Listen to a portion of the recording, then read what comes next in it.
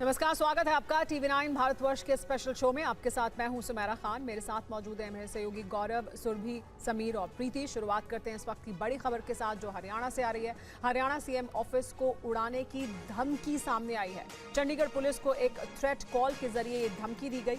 हरियाणा सचिवालय और CM residence की घेराबंदी कर तलाशी जारी है। बॉम्ब डिस्पोजल स्क्वाड मौके पर तैनात कर दिया गया है। एक फोन कॉल के जरिए ये थ्रेट दी गई थी, जिसके बाद हरियाणा सचिवालय की सुरक्षा को बढ़ाया गया है, घेराबंदी की गई है। साथ ही सीएम रेजिडेंस, जो सीएम का आवास है, वहां पर भी तलाशी ली जा रही है। तो दोनों ही जगह सीएम रेजिडेंस के साथ साथ सचिवालय की इस वक्त तलाशी चल रही है। यहां पर सुरक्षा घेरा बढ़ाया गया है। बॉम्ब डिस्पोजल स्क्वाड भी यहां पर पहुंच चुका है।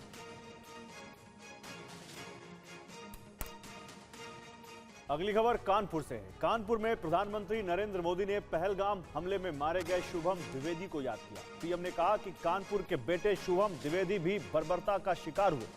बेटी ऐश्वर्या की वो पीड़ा, वो कष्ट और भीतर का आक्रोश हम सब महसूस कर सकते हैं। हमारी बहनों बेटियों का वही आक्रोश ऑपरेशन सिंदूर के रूप में पूरी दुनिया ने देखा है।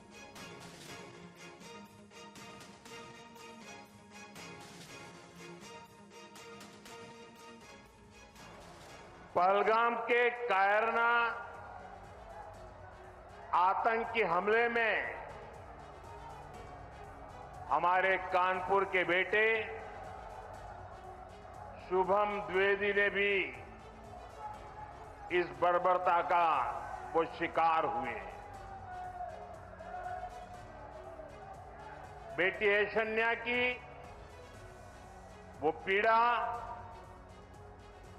वो कष्ट और भीतर का आक्रोश हम सब महसूस कर सकते हैं। हमारी बहनों बेटियों का वही आक्रोश ऑपरेशन सिंदूर के रूप में पूरी दुनिया ने देखा है। प्रधानमंत्री नरेंद्र मोदी ने एक बार फिर आतंक के खिलाफ भारत के 3 सूत्री संकल्प को दोहराया। पीएम ने कहा, भारत अब आतंकियों के आका और आतंक परस्त सरकार को एक नजर से ही देखेगा। उन्होंने कानपुरिया अंदाज में पाकिस्तान को सख्त संदेश दिया। भारत हर आतंकी हमले का करारा जवाब देगा। उसका समय,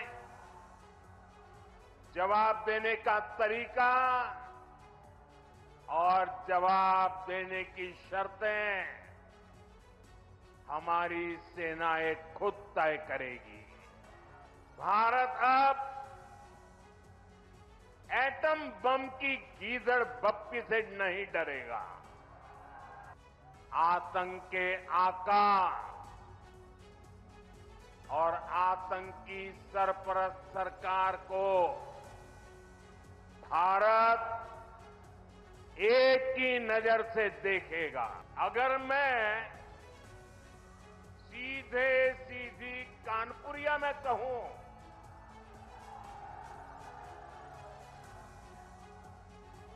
तो दुश्मन कहीं भी हो, हाँक दिया जाएगा।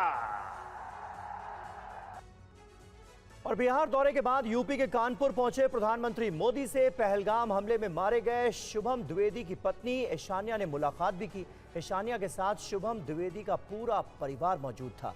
क्या पीएम मोदी ने उनसे कहा, आपको सुनाते हैं। ये लड़ाई और बड़ी है और चलेगी। और पर्सनली उन्होंने मुझसे इस पूरी ये जो इंसिडेंट था उससे रिलेटेड पूछा कि क्या हुआ, कैसे हुआ, कितने बजे, सारी चीज़ें जो इन्फॉर्मेशन थी।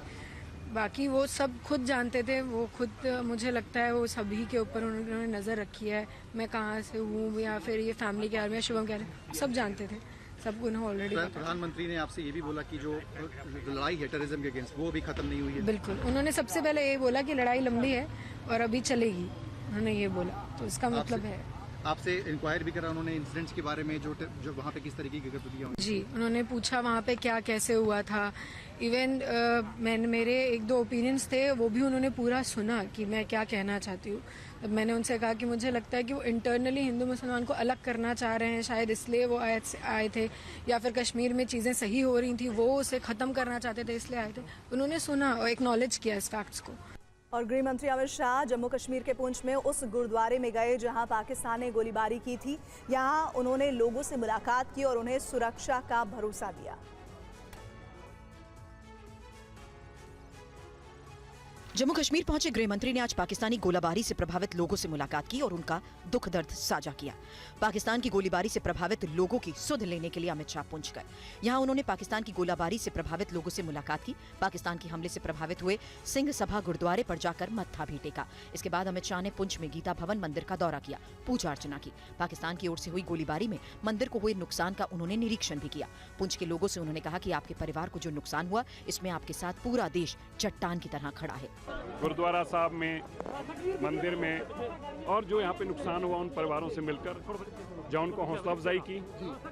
वहीं ये बताया कि जब देश पे कोई बनाता है तो देश के लोग जैसे एकजुट, आप देखिए कैसा माहौल है। पूरे देश के लोगों ने यहाँ पे पुंछ में उनको आश्वासन दिलाया कि हम भारतीय सेना के साथ हैं, भारतीय सरकार के साथ हैं, हम देश के प्रधानमंत्री मोदी जी के साथ हैं, हम गृह मंत्री जी के साथ हैं। ये जो जज्बा था पुंछ का, मैं इस जज्बे को सलाम करता हूँ। ऐसी शेलिंग यहाँ पे हुई है कि 47 के बाद कभी देखी नहीं किसी ने, और फिर भी इतने जज्बे में थे, मैं इनको सलाम करता हूँ। गृह मंत्री अमित शाह ने अपने पुंछ दौरे में पाकिस्तानी गोलाबारी में मारे गए लोगों के परिजनों को नियुक्ति पत्र सौंपा। TV9 संवाददाता अंकित भट्ट ने पीड़ितों से बात कर उनका हाल जानने की कोशिश की। गृह मंत्री अमित शाह पुंछ पहुंचे। इस दौरान गृह मंत्री की तरफ से लोगों से बात की गई, इफेक्टेड फैमिलीज से बात की गई और उनको यहां पर नियुक्ति पत्र जो है वो भी सौंपा गया। ये तस्वीरों में आप देख सकते हैं गृह मंत्री की तरफ से जो नियुक्ति पत्र है वो दिया गया। और अपने प्रधानमंत्री जी के और अपने LG साहब के हम तहे दिल से शुक्रगुजार हैं कि जो उन्होंने हमारी वक्त पे मदद की, गरीब आवाम की। और भी लोग हमारे साथ मौजूद हैं। पहले भी मैंने आपसे बात की है, आप वैभव की मदर हैं। आज गृह मंत्री आपसे मिलने खुद आए। 8th क्लास में आपका बेटा था, इससे पहले राहुल गांधी आए, लेकिन आज गृह मंत्री आए, क्या कहना चाहेंगे? आए उन्होंने ठीक, जैसे उन्होंने बताया हमें तो ठीक लगा हमें उनका। बातचीत हुई? जी हाँ, उनसे बातचीत, हमसे पूछा उन्होंने क्या क्या हुआ, सारी बात की उन्होंने। नियुक्ति पत्र भी दिया गया आपको? जी हाँ। उस दौरान काफ़ी मुश्किल हालात थी जब पाकिस्तान ने सीज फायर का उल्लंघन किया था। बहुत मुश्किल था उस वक्त। और गृह मंत्री अमित शाह ने ऑपरेशन सिंदूर में BSF की भूमिका को अहम बताया। जम्मू में BSF के जवानों और अधिकारियों के बीच उन्होंने कहा कि दुश्मन की निगरानी सिस्टम को ध्वस्त कर BSF ने पाकिस्तान को ऐसी चोट पहुंचाई है जिससे उबरने में उसे 4-5 साल लगेंगे। ऑपरेशन सिंदूर के घटनाक्रम में अपनी परंपराओं को बनाए हुए जम्मू फ्रंटियर के BSF के जवान, राजस्थान फ्रंटियर के BSF के जवान और दूर सुदूर कच्छ की बॉर्डर पर जो जवान तैनात हैं, वो सभी ने पूरी सजगता के साथ सीमा की रक्षा का काम किया। जब पाकिस्तान ने हमारे आतंकवादियों के अड्डे पर किए हुए हमले का जवाब में हमारी सीमा और हमारे नागरिक रिहायशी इलाकों में हमला किया, तब जम्मू फ्रंटियर अकेले में लगभग 118 से ज्यादा पाकिस्तान की पोस्टों को तबाह और नुकसान पहुंचाने का काम हमारे BSF के जवानों ने किया। उनकी संपूर्ण निगरानी प्रणाली चुन कर आपने ध्वस्त कर दी। रक्षा मंत्री राजनाथ सिंह आज INS विक्रांत पहुंचे, नेवी के जवानों से मुलाकात की।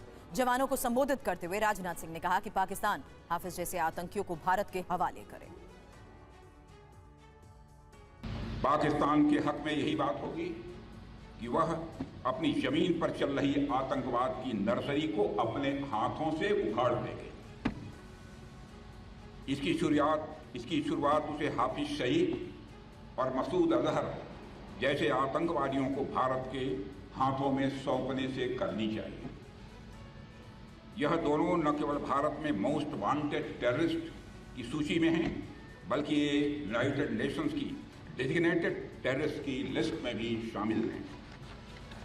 हाफिज सईद मुंबई हमलों का गुनाहगार है, कौन नहीं सच्चाई को जानता है। समुंदर के रास्ते मुंबई में मौत बरसाने का जो गुनाह उसके संगठन ने किया है, बहन भाइयों, उसको आज भी हम भूले नहीं हैं। मेरे देश के बहादुर जवानों, उसका इंसाफ होना चाहिए और मैं मानता हूं कि कभी न कभी उसका इंसाफ होकर रहेगा।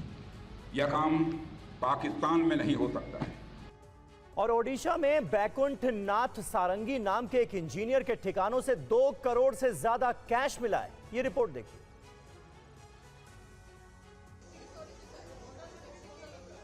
नोटों की गिनती के लिए हाथ कम पड़ गए, मशीनें लगाई गई। नोटों का ये जखीरा विजिलेंस की टीम ने जब्त किया है। ये अकूत रकम भुवनेश्वर के चीफ इंजीनियर बैकुंठ नाथ सारंगी के भुवनेश्वर, कटक, पुरी और बालासोर समेत 7 ठिकानों पर रेड के बाद बरामद की गई है। बैकुंठ के भुवनेश्वर के फ्लैट से 1 करोड़ रुपए और अंगुल के फ्लैट से 1.1 करोड़ रुपए बरामद किए गए हैं। विजिलेंस की टीम को इस कार्रवाई के दौरान सोने के गहने और महंगे कपड़े भी मिले हैं, जिनकी कीमत लाखों में बताई जाती है। छापे के दौरान नोटों के काफी बंडल बैकुंठ नाथ सारंगी ने विजिलेंस की टीम को देखने के बाद घर के बाहर फेंक दिए। छत और खिड़कियों से फेंके गए ये नोट भी विजिलेंस ने जब्त कर लिए हैं। इस पूरे ऑपरेशन में पुलिस के साथ विजिलेंस की 7 टीमें शामिल थी। ये छापे आय से अधिक संपत्ति रखने के संदेह में मारे गए थे। नोटों की गिनती के बाद पाया गया कि कुल रकम 2 करोड़ 10 लाख से अधिक है। शुरुआती जानकारी के मुताबिक सारंगी की घोषित संपत्ति और वास्तविक आय के बीच भारी अंतर पाया गया था। और अगली खबर भुवनेश्वर से है, जहां पर सीबीआई ने ईडी में डिप्टी डायरेक्टर के पद पर तैनात चिंतन रघुवंशी को 20 लाख रुपए घूस लेते गिरफ्तार किया है। बताया ये जा रहा है कि ओडिशा में एक व्यापारी के ठिकानों पर ईडी रेड करने गई थी और ईडी की टीम में रघुवंशी शामिल थे। रघुवंशी ने व्यापारी से 5 करोड़ रुपए की रिश्वत मांगी थी, लेकिन 2 करोड़ में सौदा तय हो गया था। और सूत्रों से मिल रही जानकारी के मुताबिक पीएमएलए केस को निपटाने के एवज में ईडी अधिकारी ने व्यापारी से रकम घूस के तौर पर मांगी थी।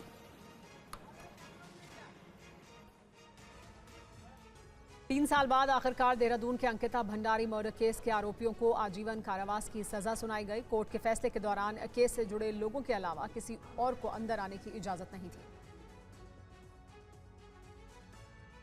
अंकिता भंडारी को 3 साल बाद इंसाफ, तीनों दोषियों को उम्र कैद की सजा। उत्तराखंड के कोर्ट द्वार में अंकिता भंडारी मर्डर केस के आरोपियों को सजा सुना दी गई है। 100 गवाहों के बयान और 500 पन्नों की चार्जशीट के बाद कोर्ट ने तीनों आरोपियों पुलकित आर्या, सौरभ भास्कर और अंकित गुप्ता को उम्र कैद की सजा सुनाई है। कोर्ट ने आरोपी नंबर 2 सौरभ भास्कर और आरोपी नंबर 3 अंकित गुप्ता को आजीवन कारावास के साथ 50,000 रुपए जुर्माने की भी सजा सुनाई है। सुनवाई के दौरान सुरक्षा के मद्देनजर कोर्ट परिसर के 200 मीटर के दायरे को पुलिस ने सील कर दिया था। सिर्फ वकील, केस से जुड़े पक्ष और जरूरी स्टाफ को ही अंदर जाने की अनुमति थी।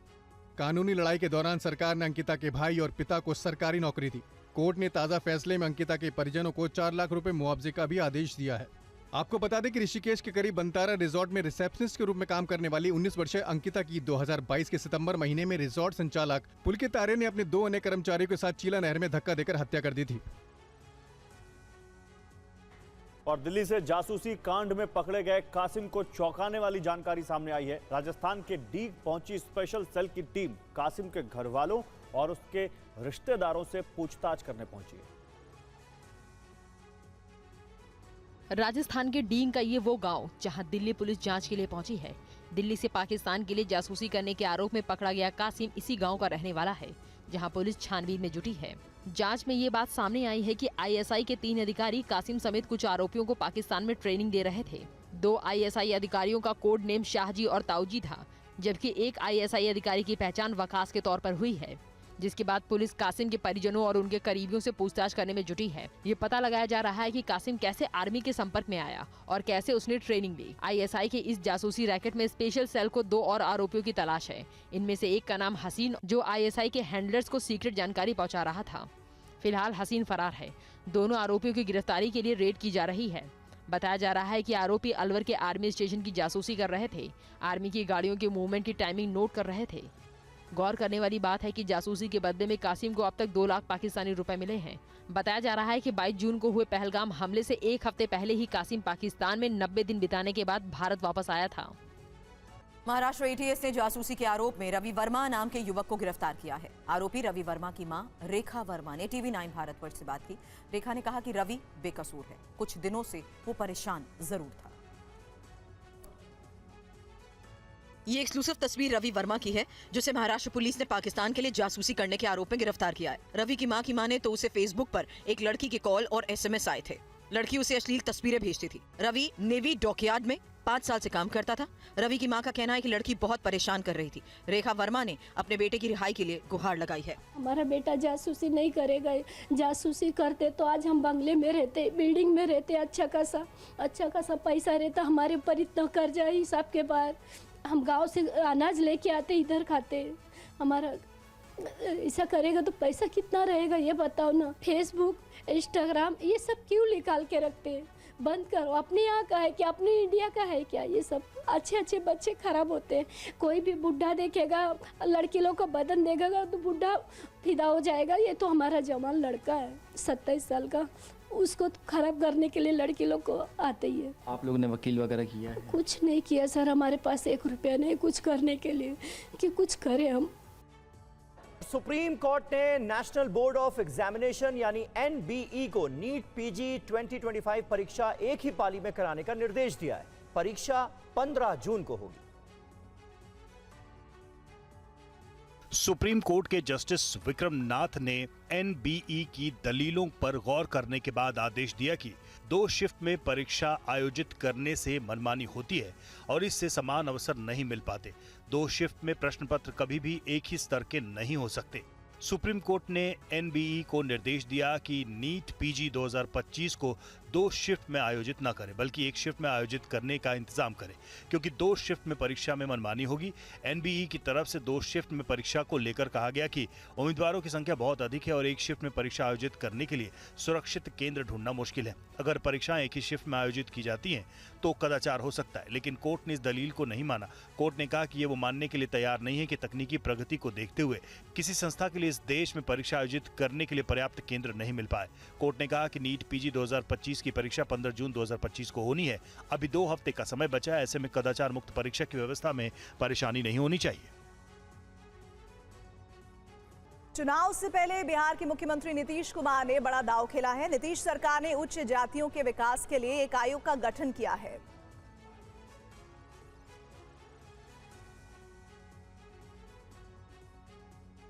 बिहार में चुनाव की तारीखों का ऐलान भले ही नहीं हुआ है, लेकिन जातियों का समीकरण बनाने के लिए सभी दलों ने सियासी चाल चल दी है।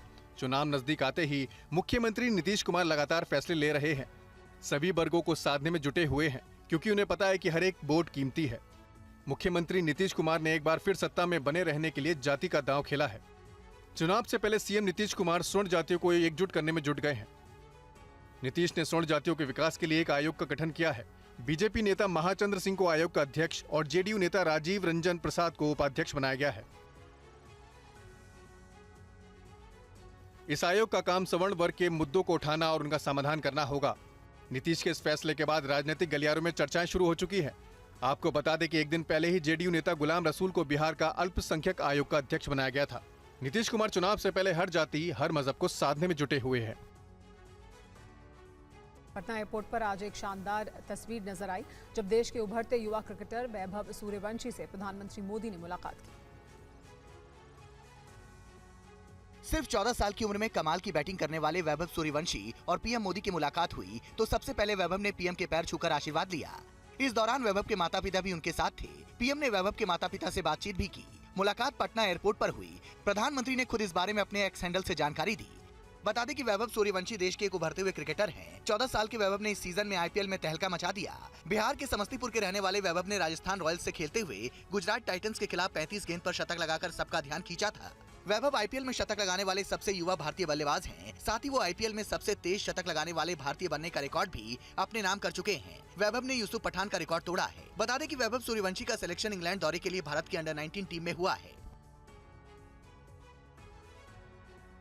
उधर कोलकाता में एक बार फिर से शिक्षकों का विरोध प्रदर्शन देखने को मिल रहा है। सड़कों पर उतरे शिक्षकों ने अपने प्रदर्शन के दौरान क्या किया, आइए दिखाते हैं आपको इस रिपोर्ट में।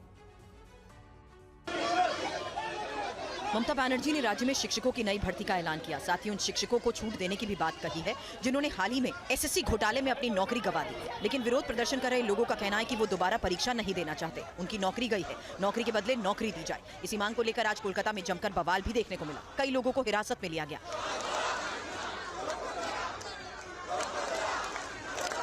नई परीक्षा देने पर नौकरी गंवाने वाले शिक्षक शिक्षिकाओं की आपत्ति पर ममता बनर्जी ने साफ कर दिया कि परीक्षा नहीं देने की बात ना करें। उनको लाल बाजार के सेंट्रल लॉकअप में लेके जाएंगे।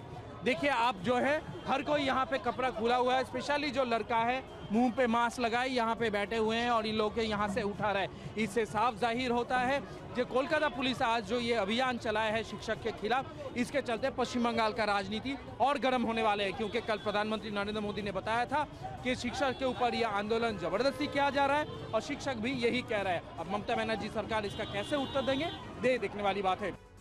और राजस्थान के राज्यपाल हरिभाऊ बागड़े ने जोधा और अकबर की शादी को झूठा बताया। उन्होंने कहा कि अकबरनामा में कहीं भी इसका जिक्र नहीं है। हरिभाऊ ने कहा कि अकबर की शादी एक दासी पुत्री से हुई थी।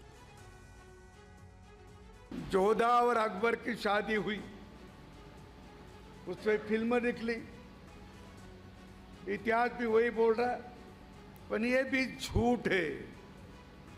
अकबरनामा में ये नहीं है।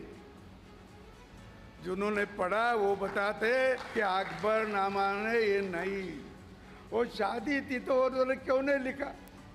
अकबरनामा ने, अकबर ने स्वयं का नहीं लिखता,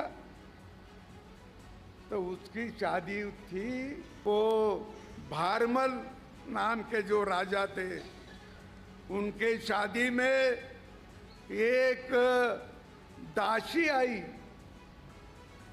भेंट दी वधू को दासी, वो दासी की पुत्री,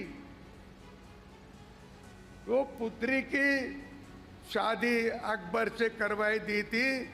और दिल्ली की मुख्यमंत्री रेखा गुप्ता ने सीबीएसई के टॉपर्स को सम्मानित किया है। सीएम ने 10वीं कक्षा में 95% से ज्यादा अंक लाने वाले 16 छात्रों और 12वीं कक्षा के 71 छात्रों को सम्मानित किया। दिल्ली की मुख्यमंत्री रेखा गुप्ता और शिक्षा मंत्री आशीष सूद ने आज दिल्ली में सीबीएसई के टॉपर्स को सम्मानित किया। मुख्यमंत्री ने स्कूलों में शैक्षणिक सत्र 2024-25 के 10वीं और 12वीं में सीबीएसई के टॉपर छात्रों को सम्मानित किया। बहुत हेल्प करेगा आगे की स्टडीज के लिए ये, क्योंकि बड़ी स्क्रीन पे कुछ देखने को मिलेगा तो आईज भी इफेक्ट नहीं होंगे। काफी अच्छा लग रहा है और यहाँ पे तो आने के लिए मैंने कभी सोचा ही नहीं था कि मैं यहाँ पर आ जाऊंगी। प्रतिभा सम्मान समारोह में 100% परिणाम लाने वाले स्कूलों को भी पुरस्कृत किया गया। इस मौके पर सीएम ने छात्रों को बधाई दी और उनका हौसला बढ़ाया। मैं आपको एक बात कहना चाहती हूँ कि कौन कहता है कि आसमान में छेद नहीं हो सकता, एक पत्थर तो तबीयत से उछालो साथियों। अगर आपकी विश है, अगर आपकी विश है, अगर आपका विजन है और आप में लगन है तो आप अपने लिए रास्ता खोज ही लो। अगली खबर भी दिल्ली से ही जुड़ी हुई है। दिल्ली के आदर्श नगर में एक इलेक्ट्रॉनिक्स शोरूम में तोड़फोड़ कर स्टाफ को पीटे जाने का मामला सामने आया है।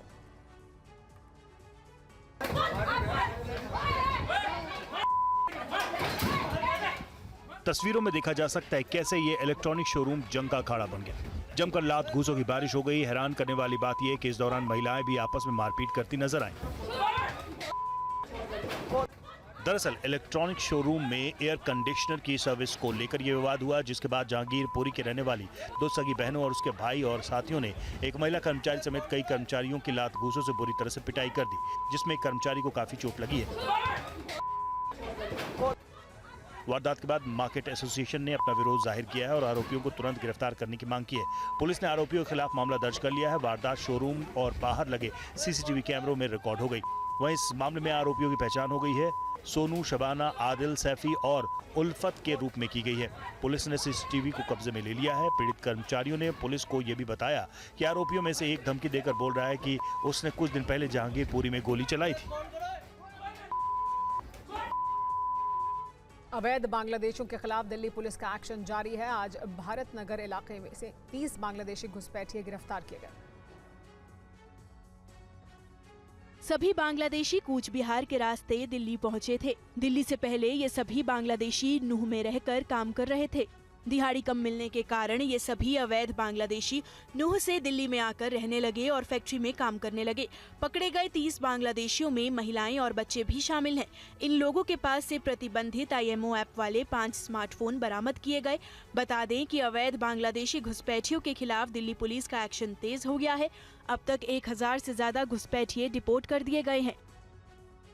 दिल्ली पुलिस घुसपैठियों का नेटवर्क तोड़ने में जुटी है। दरअसल दिसंबर 2024 में अवैध बांग्लादेशियों के खिलाफ दिल्ली पुलिस ने जो ड्राइव शुरू की थी वो पहलगाम में आतंकी हमले के बाद और तेज हो गई। पिछले 6 महीने में दिल्ली पुलिस ने कई सिंडिकेट का भी भांडाफोड़ किया है। ये सिंडिकेट अवैध बांग्लादेशियों को देश में अवैध तरीके से प्रवेश से लेकर उन्हें दिल्ली तक पहुंचाने, उनका जाली दस्तावेज बनवाने और नौकरी दिलाने तक में मदद करते हैं। और गाजियाबाद के लोनी के बीजेपी विधायक नंद किशोर गुर्जर आजकल अक्सर सुर्खियों में बने रहते हैं। अपने समर्थकों के साथ उन्होंने हिंडन एयरपोर्ट के आसपास मीट और मटन की दुकानों पर छापा मारा और दुकानदारों को बिना परमिशन दुकानें खोलने पर धमकाया।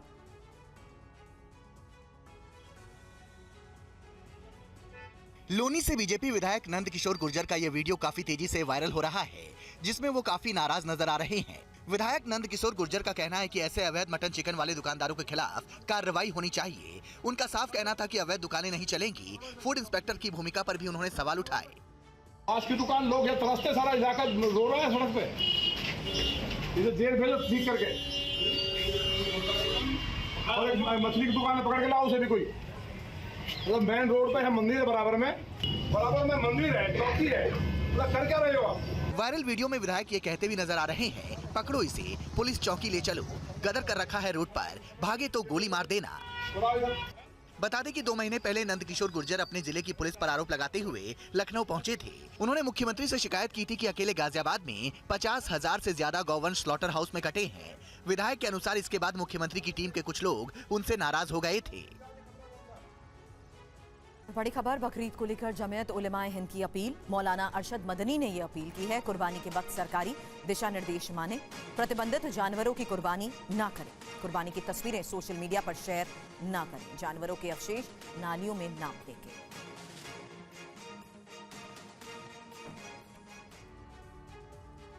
और आगरा में ताजमहल पर एंटी ड्रोन सिस्टम के साथ मॉक ड्रिल की गई है। दशहरा घाट पर हुई मॉक ड्रिल में एंटी ड्रोन सिस्टम ने ड्रोन को हवा में ही निष्क्रिय कर गिरा दिया।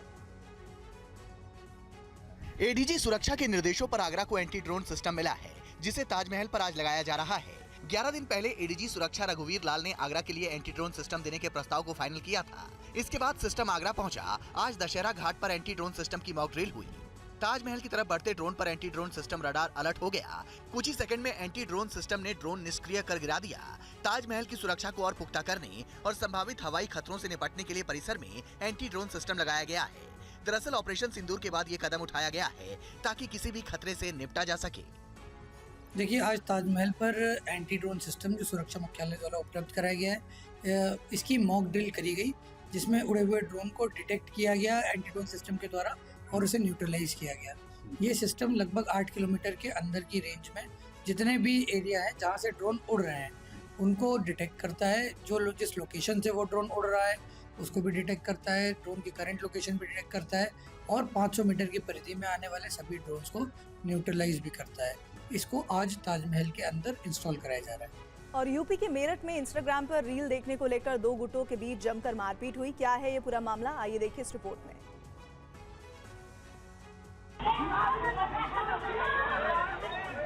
मारपीट का ये वीडियो उत्तर प्रदेश के मेरठ का है, जहां छोटी सी बात को लेकर हंगामा शुरू हुआ और बात लाठी डंडे तक पहुंच गई। इंस्टाग्राम देखने को लेकर बच्चों के बीच मारपीट हुई, उसके बाद बड़े भी इसमें शामिल हो गए।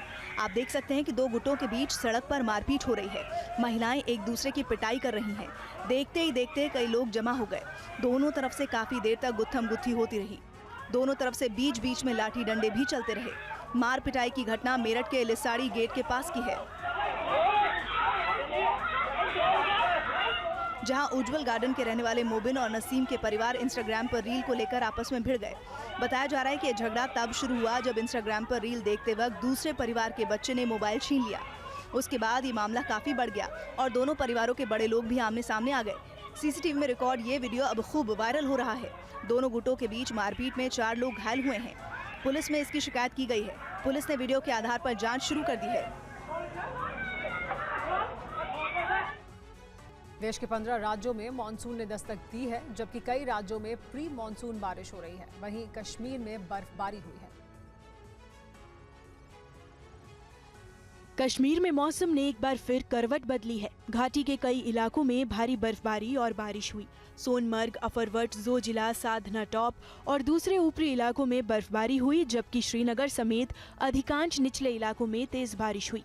हिमपात और बारिश से जनजीवन प्रभावित हुआ। कई स्कूल और सड़कें बंद कर दिए गए। रिपोर्ट के अनुसार बांदीपुरा जिले के तुलैल और गुरेज, राजदान दर्रा और जोजिला दर्रा, सिंथन टॉप सहित उत्तरी कश्मीर के कई ऊंचाई वाले इलाकों में भी बर्फबारी दर्ज की गई। ताज़ा बर्फबारी के कारण कई प्रमुख सड़कों को कुछ देर के लिए बंद करना पड़ा और अधिकारियों को गुरेज में एहतियात के तौर पर स्कूल की कक्षाएं निलंबित करनी पड़ी।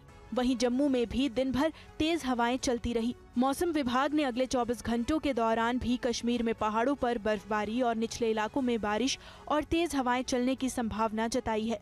मौसम विभाग का कहना है कि फिलहाल 3 जून तक जम्मू कश्मीर में बर्फबारी और बारिश का दौर देखने को मिल सकता है। और भारत में खाद्यान्न उत्पादन लगातार बढ़ रहा है। 2024-25 में खाद्यान्न की बम्पर पैदावार का अनुमान है। गेहूं, धान, मक्का, मूंगफली और सोयाबीन जैसी सभी प्रमुख फसलों के उत्पादन ने रिकॉर्ड बनाया। ये रिपोर्ट देखिए। मोदी सरकार की किसान हितैषी नीतियां, उचित मूल्य निर्धारण, नुकसान की भरपाई, कम ब्याज पर ऋण और राज्य सरकारों के नीतियों के कारगर क्रियान्वयन का नतीजा है कि 2024-25 में रिकॉर्ड खाद्यान्न उत्पादन हुआ है। कृषि मंत्रालय के जारी अनुमानित आंकड़ों के मुताबिक पिछले 8 साल में खाद्यान्न उत्पादन में 6.6% की वृद्धि का अनुमान है। 2024-25 में देश में अनुमानित खाद्यान्न उत्पादन 354 मिलियन टन रहने का अनुमान है। 2024-25 में गेहूं का उत्पादन 117 मिलियन टन अनुमानित है, जो 2023-24 में 113 मिलियन टन था। धान का उत्पादन अनुमानित 149 मिलियन टन है, जो 2023-24 में 138 मिलियन टन था। मक्का का अनुमानित उत्पादन 42 मिलियन टन है, वहीं मोटे अनाज का अनुमानित उत्पादन 6 मिलियन टन है। दालों का उत्पादन अनुमानित 25 मिलियन टन है। तिलहन का उत्पादन अनुमानित 43 मिलियन टन है। देश आज खाद्यान्न में आत्मनिर्भर है। सरकार का जोर दलहन और तिलहन का उत्पादन बढ़ाने पर है। वैश्विक अस्थिरता के दौर में कृषि मंत्रालय के आंकड़े ग्रामीण अर्थव्यवस्था के लिए बड़े प्रोत्साहन के तौर पर सामने आए हैं। और यूपी के मेरठ में इंस्टाग्राम पर रील देखने को लेकर 2 गुटों के बीच जमकर मारपीट हुई। क्या है ये पूरा मामला, आइए देखिए इस रिपोर्ट में।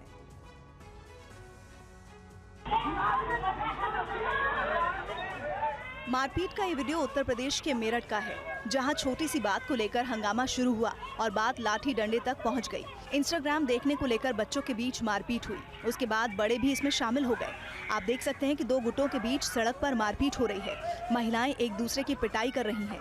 देखते ही देखते कई लोग जमा हो गए। दोनों तरफ से काफी देर तक गुत्थम गुत्थी होती रही।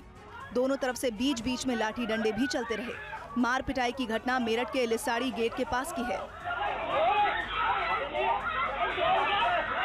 जहां उज्जवल गार्डन के रहने वाले मोबिन और नसीम के परिवार इंस्टाग्राम पर रील को लेकर आपस में भिड़ गए। बताया जा रहा है कि ये झगड़ा तब शुरू हुआ जब इंस्टाग्राम पर रील देखते वक्त दूसरे परिवार के बच्चे ने मोबाइल छीन लिया। उसके बाद ये मामला काफी बढ़ गया और दोनों परिवारों के बड़े लोग भी आमने सामने आ गए। सीसीटीवी में रिकॉर्ड ये वीडियो अब खूब वायरल हो रहा है। दोनों गुटों के बीच मारपीट में 4 लोग घायल हुए हैं। पुलिस में इसकी शिकायत की गई है। पुलिस ने वीडियो के आधार पर जांच शुरू कर दी है। देश के 15 राज्यों में मानसून ने दस्तक दी है, जबकि कई राज्यों में प्री मानसून बारिश हो रही है। वहीं कश्मीर में बर्फबारी हुई है। कश्मीर में मौसम ने एक बार फिर करवट बदली है। घाटी के कई इलाकों में भारी बर्फबारी और बारिश हुई। सोनमर्ग, अफरवट, जोजिला, साधना टॉप और दूसरे ऊपरी इलाकों में बर्फबारी हुई, जबकि श्रीनगर समेत अधिकांश निचले इलाकों में तेज बारिश हुई। हिमपात और बारिश से जनजीवन प्रभावित हुआ। कई स्कूल और सड़कें बंद कर दिए गए। रिपोर्ट के अनुसार बांदीपुरा जिले के तुलैल और गुरेज, राजदान दर्रा और जोजिला दर्रा, सिंथन टॉप सहित उत्तरी कश्मीर के कई ऊंचाई वाले इलाकों में भी बर्फबारी दर्ज की गई। ताज़ा बर्फबारी के कारण कई प्रमुख सड़कों को कुछ देर के लिए बंद करना पड़ा और अधिकारियों को गुरेज में एहतियात के तौर पर स्कूल की कक्षाएं निलंबित करनी पड़ी। वहीं जम्मू में भी दिन भर तेज हवाएं चलती रही। मौसम विभाग ने अगले 24 घंटों के दौरान भी कश्मीर में पहाड़ों पर बर्फबारी और निचले इलाकों में बारिश और तेज हवाएं चलने की संभावना जताई है। मौसम विभाग का कहना है कि फिलहाल 3 जून तक जम्मू कश्मीर में बर्फबारी और बारिश का दौर देखने को मिल सकता है।